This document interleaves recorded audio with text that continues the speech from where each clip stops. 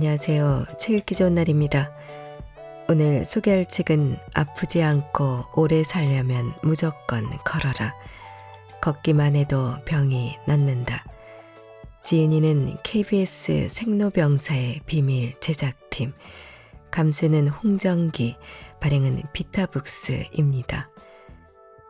이 책은 국민 건강의 척도를 제시해온 대표 건강 프로그램 KBS 생로병사의 비밀 제작팀이 걷기에 놀라운 효과를 낱낱이 밝힌 책입니다.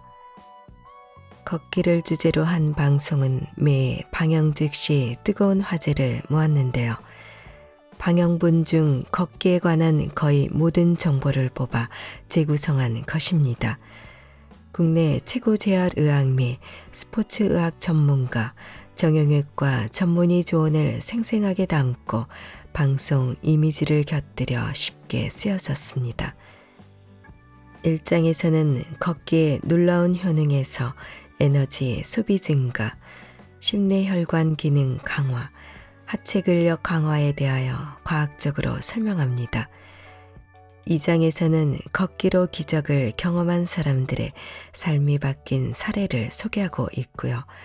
3장에서는 약이 되는 걷기, 독이 되는 걷기, 걸을수록 질병을 유발하는 독이 되는 걷기를 소개하고 약이 되는 올바른 걷기를 제시합니다. 4장에서는 상황별 걷기 방법과 효과, 심도 있는 취재와 실험 결과를 바탕으로 8가지 걷기 방법, 맨발 걷기, 보폭 10cm 넓혀 걷기, 오르막 걷기, 해양 걷기 등 효과를 자세히 소개합니다. 누구나 바로 실천할 수 있는 걷기, 매일 꾸준히 걷다 보면 평범한 일상에 기적 같은 순간을 맞이할 수 있습니다. 자, 그럼 지금부터 잠시 책 속으로 들어가 보겠습니다. 오늘도 책 읽기 좋은 날과 함께 즐거운 시간 되세요. 구독, 좋아요, 알림 설정은 사랑입니다.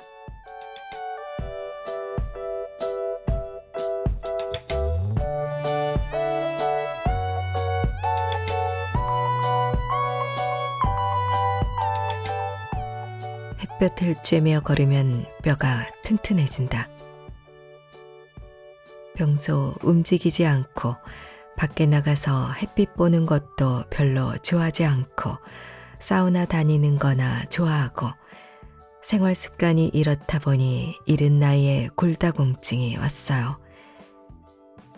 도서관 사서로 근무하고 있는 김미연 씨, 가명 57세. 주로 앉아서 근무하는 그녀는 골다공증을 앓고 있다. 김미연 씨에게 골감소증이 나타나기 시작한 것은 40대 무렵, 뼈에 이상이 오기엔 이른 나이였다. 김미연 씨는 뼈 건강이 급격히 나빠진 이유가 과거의 생활 습관 때문이라고 말한다. 골다공증 진단 이후 김미연 씨에게 새로운 습관이 생겼다. 젊은 시절 애써 외면했던 햇볕을 쬐기 위해 시간을 내어 산책을 시작한 것이다.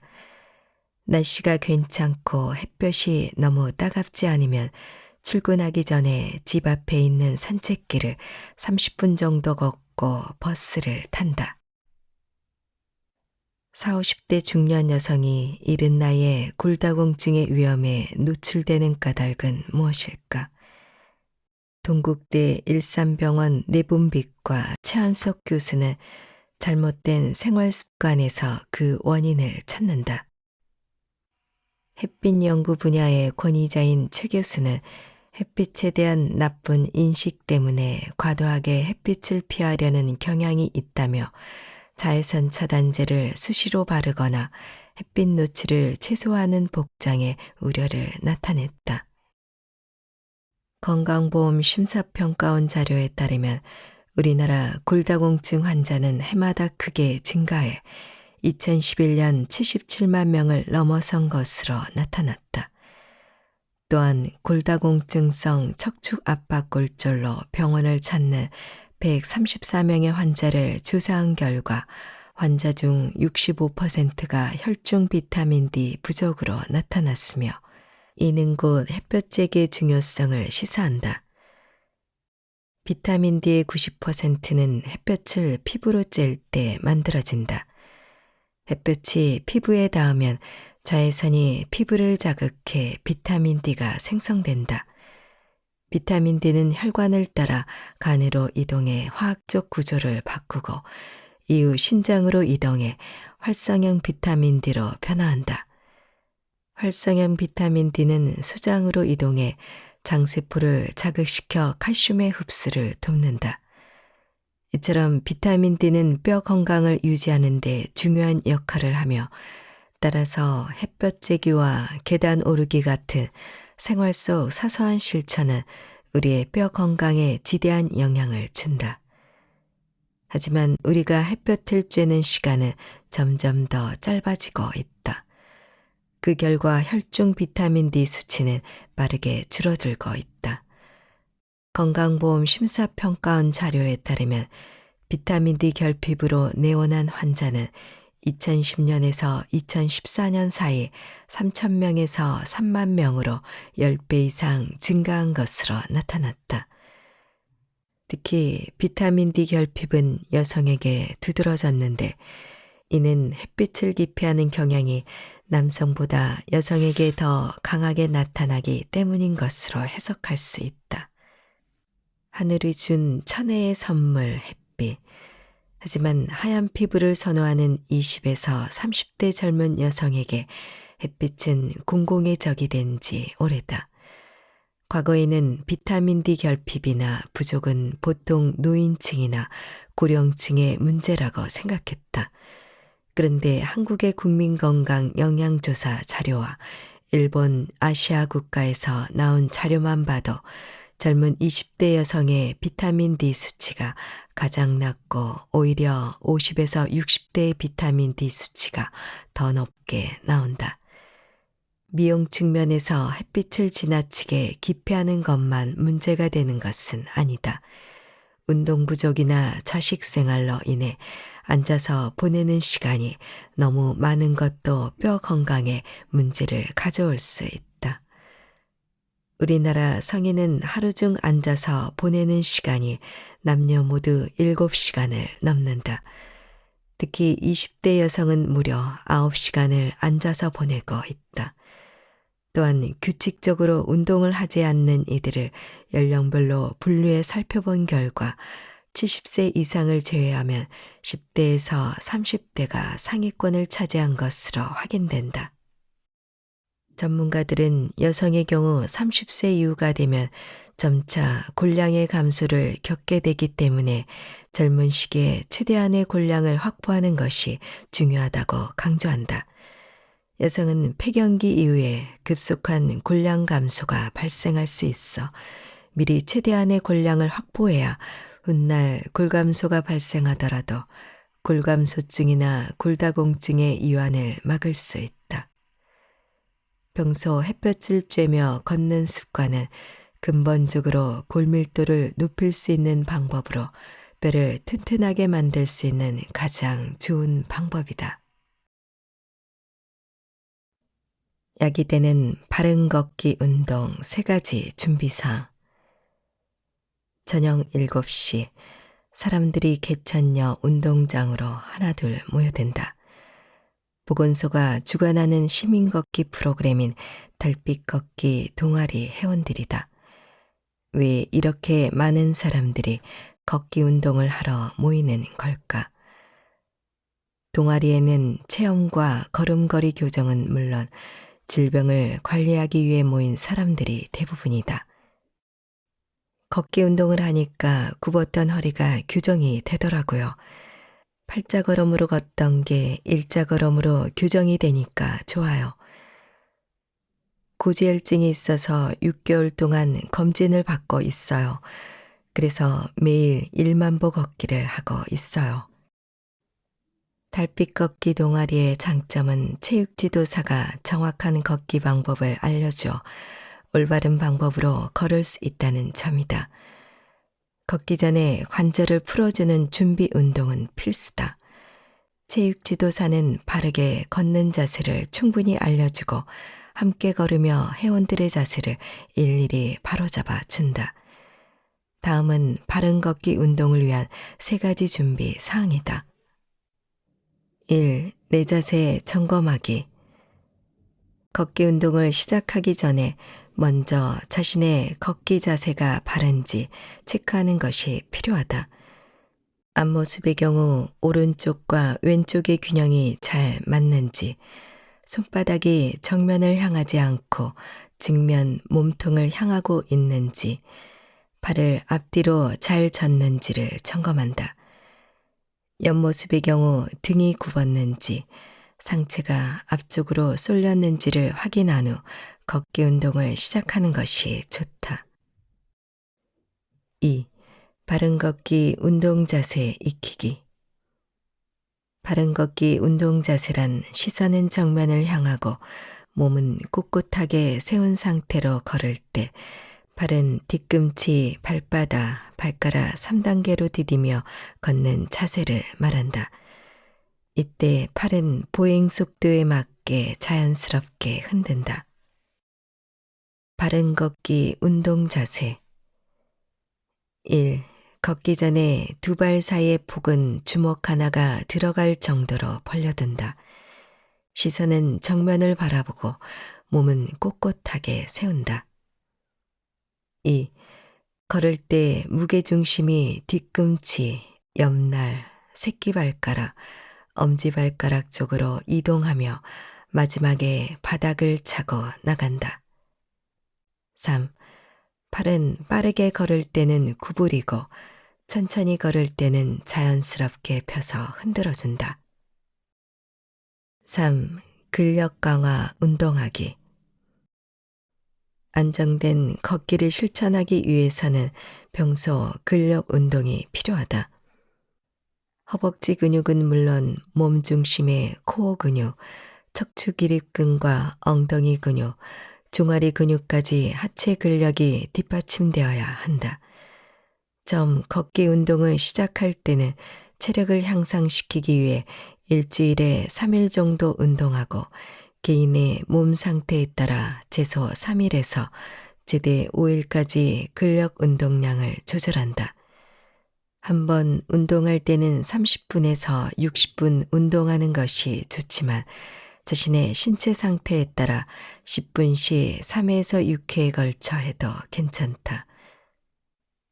걷기 운동은 단순히 걷는 것으로 끝나는 게 아니라 몸의 다양한 면을 좋게 만들어주는 종합 예술과 같은 운동이다.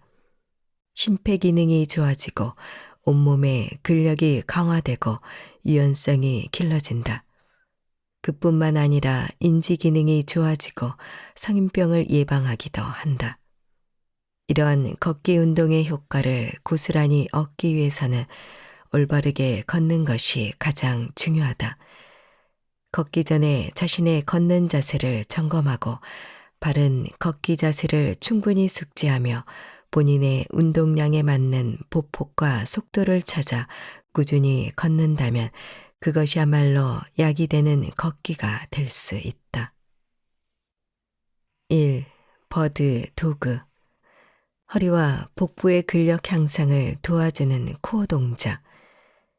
네 발로 기어가는 자세를 만든 후 어깨 아래에 손이 골반 아래에 무릎이 오도록 한다. 허리 움직임이 없이 왼손과 오른발을 앞뒤로 뻗는다.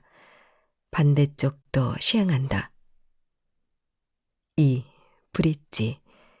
엉덩이 근력과 척추 기립근을 강화하는 동작. 바르게 누운 상태에서 무릎을 구부려 발을 바닥에 밀착한다. 배에 힘을 주며 엉덩이를 위로 들어올린다. 3. 발끝으로 서기. 종아리 근육을 강화하는 동작. 다리는 골반 너비로 벌리고 두 팔을 들어 균형을 잡는다. 발가락에 골고루 힘을 주고 뒤꿈치를 최대한 들어 올린다. 걸을 때 통증을 느낀다면 3가지를 체크하라. 1928년 세계 최초 로봇 에릭이 세상에 공개됐다. 인사하고 고개를 좌우로 돌리는 움직임이 가능한 로봇이었다. 무려 56년 뒤인 1984년 두 발로 걸을 수 있는 인간형 로봇이 개발됐지만 한 걸음을 떼는데 1.3초나 걸렸다. 그로부터 30여 년이 흐른 2015년 인간형 로봇의 최고 수준이라는 아틀라스가 등장했다. 그러나 아틀라스도 그의 첫 선을 보였던 로봇 경진대에서 걷다가 균형을 잃고 넘어졌다. 어째서 제대로 걷는 로봇을 만들기가 이토록 어려운 걸까? 두 발로 걷는 것은 수많은 인체작용이 동시에 맞물러 돌아가야 하는 복합적 행동체계다. 다양한 근육과 신경이 제 역할을 하면서 단계별로 기능의 조화를 정확히 이뤄내야 가능하다. 즉, 복잡한 보행체계에 작은 이상이라도 생기면 자연스러운 걸음걸이를 지속하기 어렵다. 만약 작은 이상 증상을 무시하고 계속 걷는다면 결국 보행이 어려울 정도로 악순환될 수 있다. 1년 전부터 다리가 아픈 보림 스님은 가명 63세, 특히 고관절과 무릎에 통증이 심하다. 최근에는 절을 하는 것도 쉽지가 않다. 궁여지책으로 아픈 곳에 파스를 붙여보지만 효과는 크지 않다. 당뇨와 뱃살 고민으로 걷기 운동을 시작한 보림 스님은 자신의 걷는 방법에 문제가 있는 것 같다고 말한다. 다리 통증은 그의 일상에 변화를 가져왔다. 아프기 전에는 매일 2시간 정도 일주일에 5에서 6일을 걸었다. 하지만 요즘은 걷기 운동을 거의 못하고 있다. 무릎, 고관절, 허리까지 통증이 심해졌기 때문이다. 한 달 반 만에 다시 조심스럽게 걷기 운동을 시도해봤지만 통증이 만만치 않았다. 걷자니 다리가 고통스럽고 안 걷자니 당뇨가 걱정됐다. 무릎이 아픈 이복혜 씨는 가명 67세, 집에서 생활할 때 바퀴 의자를 애용한다. 10여 년 전 무릎을 다쳤기 때문이다. 등산을 좋아했던 이복혜 씨는 어느 날 산에서 내려오던 중 무릎에서 뭔가 깨지는 소리가 났다. 산에 올라갈 때는 힘들었지만 내려올 때는 비교적 쉬워서 뛰어내려오기를 반복했더니 무릎에 무리가 오는 것이다. 간단한 수술을 받고 5년 후 다시 걷기 운동을 시작했지만 통증이 계속됐다. 요즘엔 산책하듯 천천히 동네 운동장을 걷는데 예전엔 100바퀴 넘게 돌았지만 지금은 50바퀴도 못 돈다고 한다. 너무 답답해요. 통증이 지속되니 걸음걸이가 이상해서 그런 건가 의심이 되더라고요. 1. 선자세 점검하기. 통증으로 걷기 운동을 못하고 있는 보림 스님과 이복혜 씨는 정밀 검진을 받아보았다. 검사 결과 두 사람 모두 연령에 비례한 초기 퇴행성 관절염 증상이 확인됐을 뿐 무릎 상태는 크게 나쁘지 않았다. 그런데 왜 이렇게 통증이 심할까? 두 사람의 선자세와 걸음걸이를 분석해봤다. 선자세를 촬영한 결과 두 사람 모두 몸이 한쪽으로 치우친 경향을 보였다. 몸은 정면에서 봤을 때는 좌우의 균형이 잘 맞아야 하고 측면에서 봤을 때 귀, 어깨, 고관절, 발목, 바깥쪽 복숭아뼈를 선으로 이어 일직선으로 잘 유지되어야 올바른 자세라고 할 수 있다. 귀, 어깨, 고관절, 복숭아뼈를 잇는 가상선이 틀어지면 관절에 나쁜 영향을 주게 된다. 2. 3단계 발디딤 점검하기. 보행을 분석한 결과 이복혜 씨는 평발에 가까운 상태로 드러났다. 정상적인 보행은 3단계 발디딤이 이루어져야 한다. 뒤꿈치부터 충분히 딛고 시작해서 발바닥 전체로 딛고 체중이 앞쪽으로 치우치면서 추진해 나가는 것이다. 그러나 이복혜 씨는 뒤꿈치가 바닥에 닿자마자 바로 발바닥을 딛는 것으로 확인됐다. 보림 스님 역시 정상적인 3단계 발디딤이 안 되고 부자연스러운 움직임이 나타났다. 이런 식으로 걷다 보면 발목과 무릎에 전달되는 충격이 클 수밖에 없다.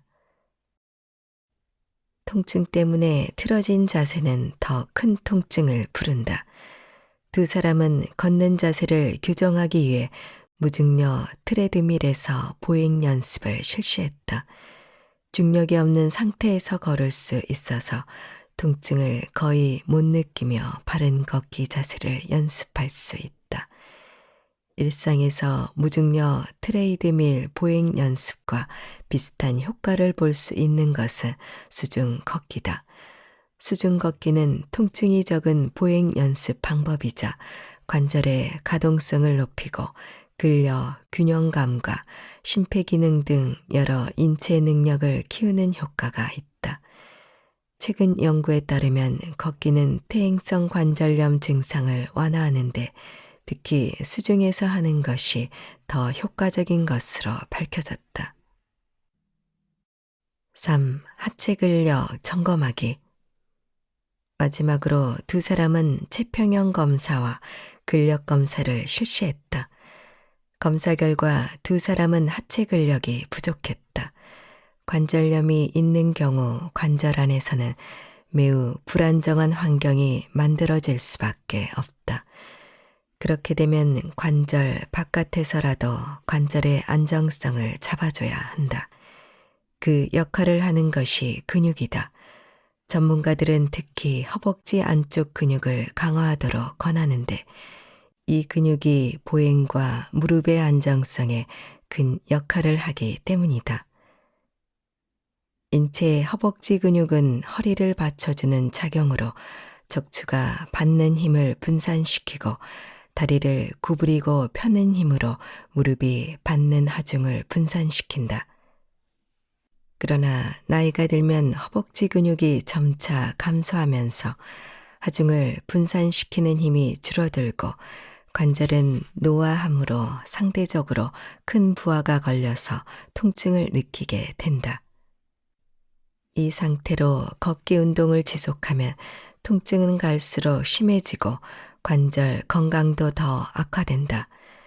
두 사람처럼 걷기 운동으로 통증을 느낀다면 하체 근력 강화 운동을 하면 도움이 된다. 고령층의 걷기와 무릎 관절통에 관한 연구에 따르면 중강도 운동과 걷기 모두 무릎 관절통 예방에 효과적인 것으로 나타났는데 그중 걷기가 더 효과적인 것으로 밝혀졌다. 많은 사람들이 관절에 통증이 있으면 걷기나 운동으로 인해서 증상이 더 악화되진 않을까 걱정한다. 하지만 관절 자체의 기본 생리가 움직임이 있어야 관절 연골에 영향이 공급된다. 즉, 적절한 자극이 있어야 연골이나 뼈 등 인체 구조물이 정상적으로 기능을 잘 할 수 있는 것이다. 올바른 자세와 자신에게 맞는 보행으로 걷게 되면 누구나 통증 없이 잘 걸을 수 있다. 만약 걸었을 때 관절염이 더 심해지거나 허리, 골반, 발목 등 통증이 심해진다면 현재 상태로 걸어서는 안 된다. 이 경우에는 걷지 말고 자신에게 맞는 다른 운동을 찾든지 병원을 찾아 정확한 진단을 받고 올바로 걷는 방식을 배워야 한다. 움직임을 회복하는 것이 먼저다. 허리가 아플 때는 움직임을 회복하는 것이 중요하다. 우리 몸은 걸을 때 몸을 고정시킨 상태로 걷지 않고 자연스럽게 움직이며 걷는다. 발을 디딜 때마다 근육은 계속 힘을 쓰는 것이 아니라 힘을 썼다 뺐다 하면서 이완작용을 하는데 이때 관절도 움직임에 관여해 체중 부하를 분산시킬 수 있다. 맨발 걷기, 전신 감각을 깨우는 걷기. 송나라 때부터 천년간 중국 미인의 기준이었던 전조, 프랑스의 루이 14세가 귀족들에게 유행시킨 하이힐. 성별도 시대도 다르지만 미의 기준을 충족시키기 위해서 발의 고통을 감수하는 문화는 역사 속에서 되풀이되어 왔다. 현대사회에 들어서는 신발은 다양한 모습으로 진화했지만 여전히 우리의 발은 자유롭지 못하다. 굽이 높은 하이힐, 남성용 키높이 구두, 동구, 플랫슈즈 등 아름다움을 위해서 신발을 신는 사이에 발은 비틀리고 변형되고 있다. 그런데 몇 년 전 신발을 신어야 하는 고정관념을 뒤엎은 일이 있었다. 2016년 칸 영화제에서 영화배우 줄리아 로버츠가 신발 없이 등장한 것이다. 하이힐과 구두를 신은 이들 사이에서 편안하게 맨발로 걷는 모습으로 화제가 되었다. 그녀뿐만이 아니다. 야외에서도 맨발로 뛰고 걷는 영화배우 스콧 이스트우드와 기네스 펠트로, 맨발로 공연장에 선 가수 이은미까지 신발을 벗어던진 이들의 모습이 자연스럽고 건강해 보인다. 발에 자유를 주는 생활은 실제 우리의 몸과 마음에 어떤 변화를 가져올까? 몸의 회복력을 높이는 최적의 운동. 이영진 씨, 가명 56세. 10년 전부터 편의점을 갈 때도 운동을 할 때도 일상생활을 맨발로 한다. 산을 오를 때도 마찬가지다. 신발 없이 걸으면 아플 만한데 익숙한 발걸음이 예사롭지 않다. 이영진 씨가 유일하게 신발을 신는 곳은 32년 근무지인 경찰서 뿐이다. 그가 맨발로 걷는 이유는 무엇일까? 이영진 씨는 40대까지만 해도 퇴근 후 동료들과 매일 술을 마셨다. 교대 근무로 인한 잦은 밤샘과 불규칙한 식사는 건강에 독이 됐다. 이후 서울에서의 형사 생활을 접고 시골로 내려온 이영진 씨는 잃어버린 건강을 되찾기 위해 맨발 걷기를 시작했다. 병원에서 검진을 받았는데 당뇨, 고혈압, 고지혈증, 지방간으로 바로 입원하라는 말을 들을 정도로 상태가 나빴어요.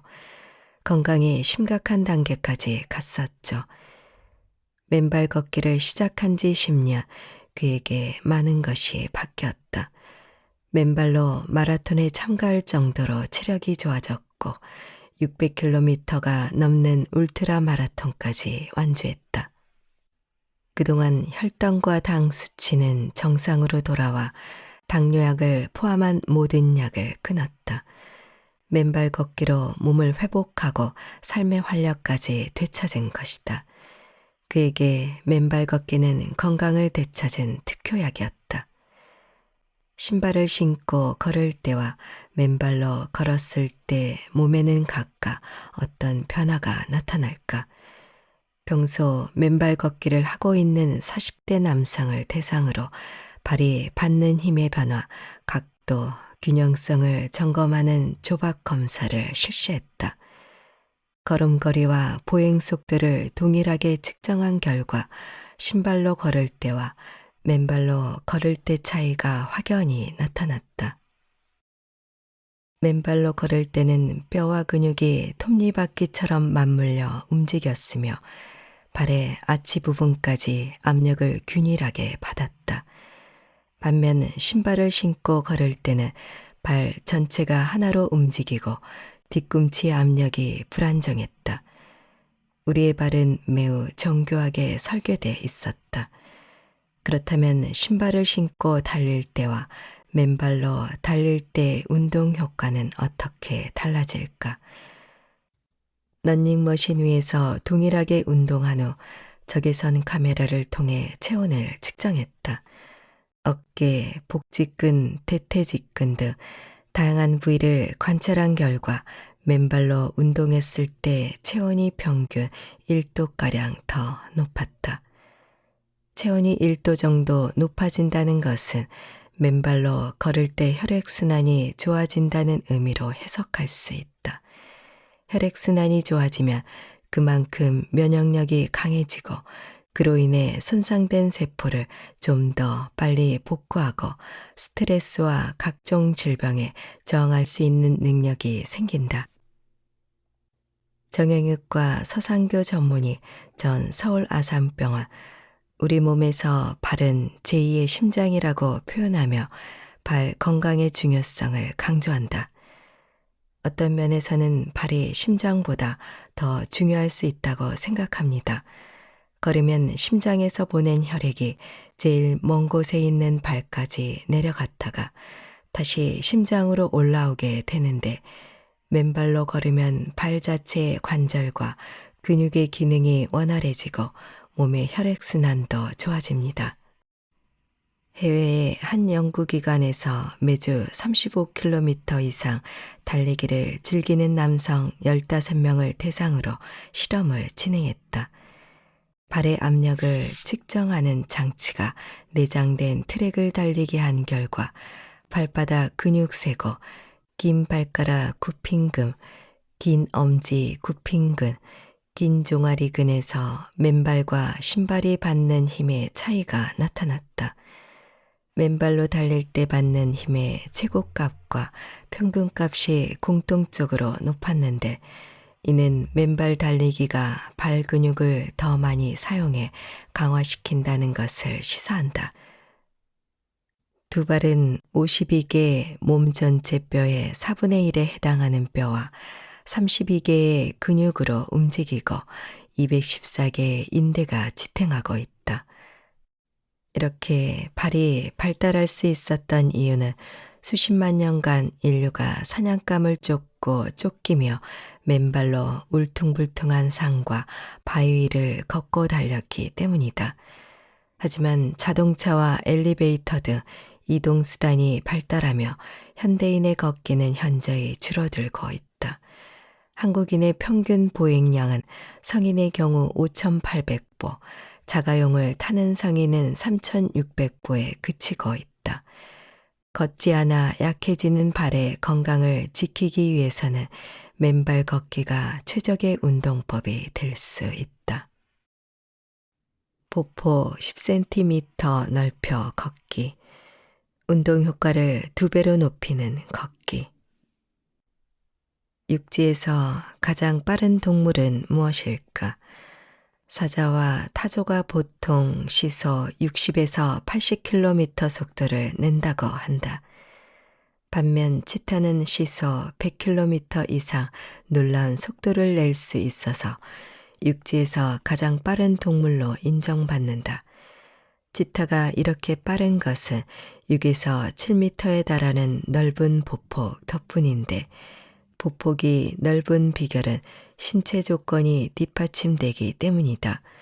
마치 스프링처럼 유연한 척추, 몸의 중심을 잡아주는 꼬리 등 신체 구조의 장점이 넓은 보폭을 가능하게 만든 것이다.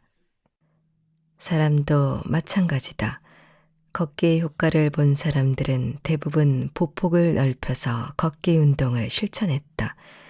그런데 무리 없이 보폭을 넓혀 걷기 위해서는 치타처럼 지금보다 관절이 좀 더 유연해야 하고 근육에 힘이 잘 붙는 신체의 구조적인 변화가 먼저 준비돼야 한다.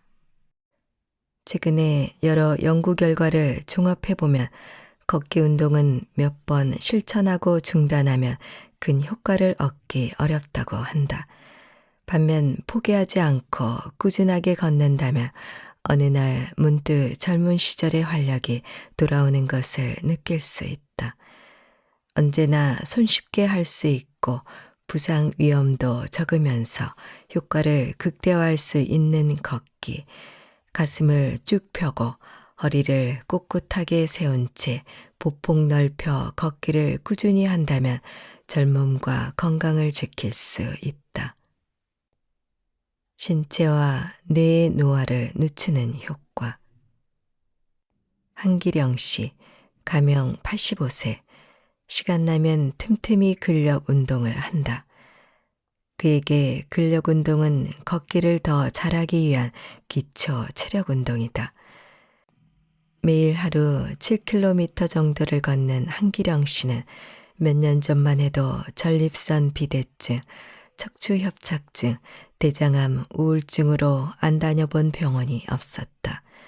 그러던 어느 날부터 잡념을 없애고 싶어 매일 2시간씩 걷기 시작했다. 평소처럼 보통 보폭으로 천천히 걸을 때 별다른 효과를 보지 못하자 2년 전부터는 보폭을 넓혀 걷기 시작했다. 보폭을 넓히기로 한 것은 단순한 깨달음 덕분이었다. 젊은 사람들과 나란히 걸을 적에 나는 종종 걸음으로 빨리 걷는데도 천천히 걷는 그 사람들을 따라갈 수 없었어요.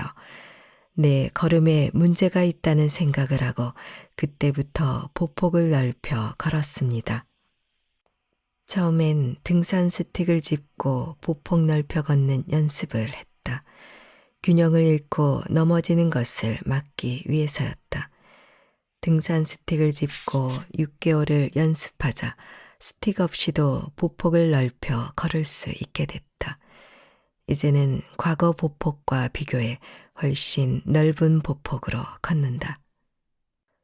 무엇보다 보폭을 넓혀 걷자 척추와 무릎 관절 등 전체적으로 체력이 좋아졌다는 걸 느꼈다. 또 다른 큰 변화는 걷기 운동을 시작하기 전 우울증을 겪을 때와 비교해보면 집중력이 좋아진 것이다.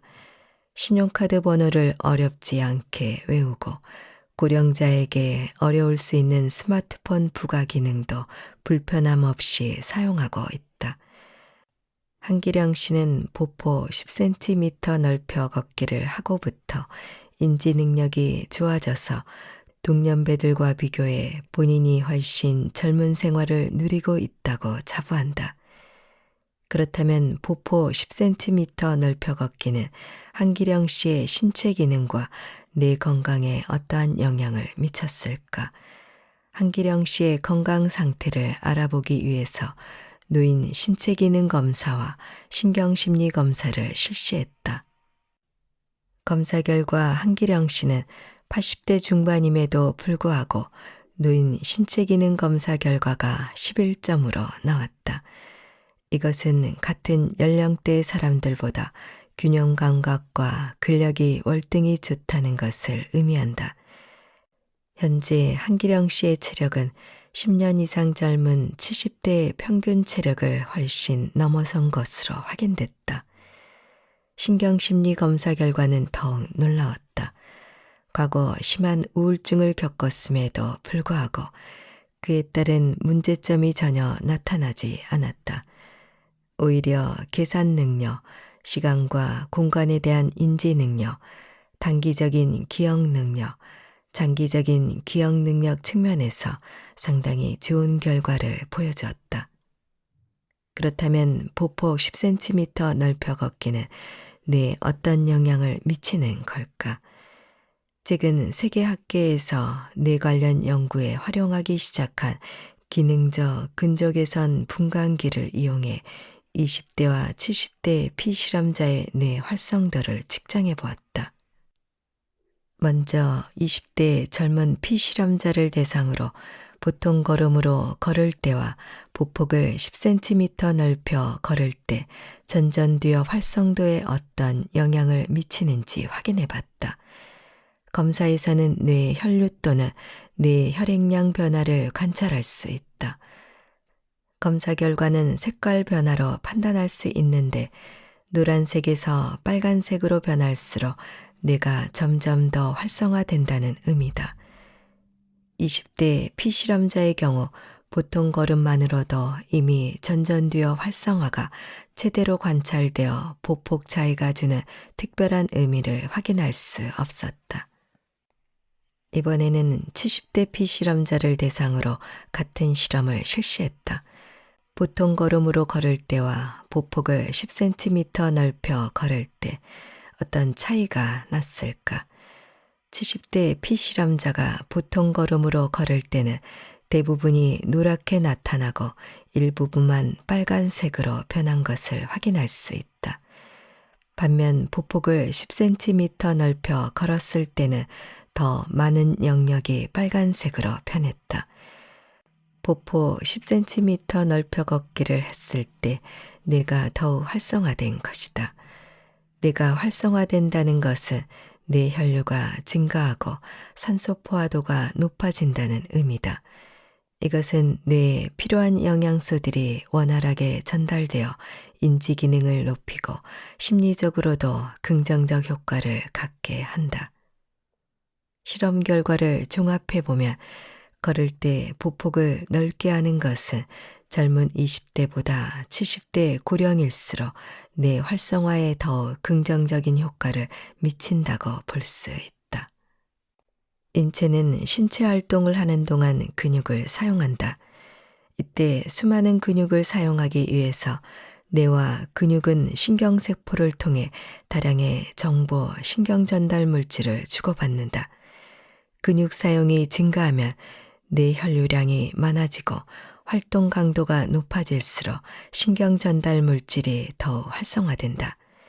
결과적으로 평소에 걷는 것보다 보폭을 10cm 넓혀 걸으면 뇌 신경세포 생성을 촉진해 학습력, 기억력, 언어력을 포함한 전반적인 인지 기능이 향상된다고 추정할 수 있다.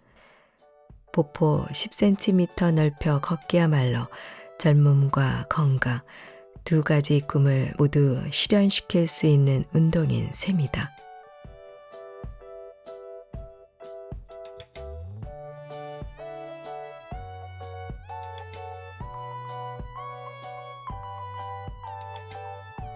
책 읽기 좋은 날 오늘은 아프지 않고 오래 살려면 무조건 걸어라.